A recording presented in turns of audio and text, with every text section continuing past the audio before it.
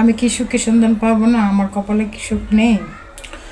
গরিব বলে কি আমার কপালে সুখ নেই? যৌতুক ছাড়া যদি কেউ বিয়ে করতে চান তাহলে এই নাম্বারে ভাইয়ের সাথে অবশ্যই যোগাযোগ করবেন। প্রিয় দর্শক, এই মুহূর্তে ক্যামেরার সামনে দাঁড়িয়ে আছে ফুটফুটে সুন্দর এক আপু। শুনবো তার জীবন কাহিনী, জীবনের গল্প। আসসালামু আলাইকুম আপু। ওয়ালাইকুম সালাম। কেমন আছেন আপু? আলহামদুলিল্লাহ ভালো আছি। আপু, আপনার নাম কি? রাইমা। রাহিমা। রাহিমা আপু, আপনি কোথা থেকে এসেছেন? সিলেট। সিলেট থেকে। বয়স কত আপু? 24। আপনি লেখাপড়া কোন পর্যন্ত করেছেন? SSC pass. ফ্যামিলিতে কে কে আছে আপু? শুধু আমার আম্মু। আপনার কেন, আপনার আব্বু কি হয়েছে? উনি ছোটবেলায় মারা গেছে। আপনি যখন ছোট তখন আপনার আব্বু মারা গেছে। জি। আপনি কয় বছর বয়সে আপনার আব্বু হারাইছে? 1 বছর।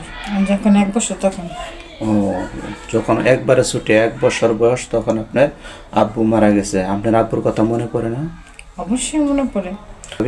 তবে আপনি অনেক দুঃখ কষ্টে মানুষ হয়েছেন। এখন বর্তমানে আপনি কোথায় আছেন? কার কাছে আছেন? আমার আম্মার কাছে।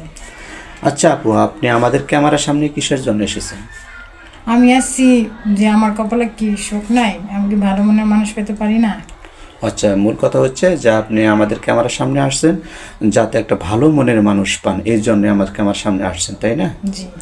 আচ্ছা আপু, আপনি যাকে মনের মতো বেছে নেবেন তার বয়সটা কেমন হবে, দেখতে কেমন হবে? তার বয়সটা যেরকম হোক কিন্তু সে ভালো মনের মানুষ হতে হবে। মোট কথা হচ্ছে সে ভালো মনের মানুষ হতে হবে। আচ্ছা আপু, তার বয়সটা যদি 30, 35, 40, 45 এরকম হয়? হোক, সমস্যা নেই। 30-45 বছর বয়স হলেও কোনো সমস্যা নেই। মোট কথাই হচ্ছে যে আপনি বয়সকে প্রাধান্য দিচ্ছেন না, জি। প্রাধান্য দিচ্ছে যে তার একটা ভালো একটা মন থাকে, সেই মনটা চাচ্ছেন আপনি। জি। আচ্ছা আপু, 30, 35, 40, 45 বছর বয়সে কোনো ভাই কিন্তু সিঙ্গেল থাকে না। কারো বউ মারা গেছে, কারো বউ চলে গেছে, কারোর ওয়াইফ আছে কিন্তু বাচ্চা হচ্ছে না, এরকম কোনো ভাই যদি আপনাকে নক দেয়, আপনি কি রাজি আছেন? অবশ্যই। যদি আপনাকে বিয়ে করে বিদেশ নিয়ে যায় তাও আপনি রাজি আছেন? জি, রাজি আছি। আচ্ছা, যদি আপনার সাথে যোগাযোগ করবে কেমনে? আপনাদের মাধ্যমে যোগাযোগ করুন। আমাদের মাধ্যমে না? সুপ্রিয় দর্শক, এই মুহূর্তে স্ক্রিনে যে নাম্বারটা দেখা যাচ্ছে এটা আমাদের ইউটিউব চ্যানেল কর্তৃপক্ষের নাম্বার, এটা আমাদের নাম্বার, এটা রাহিমা আপুর নাম্বার না।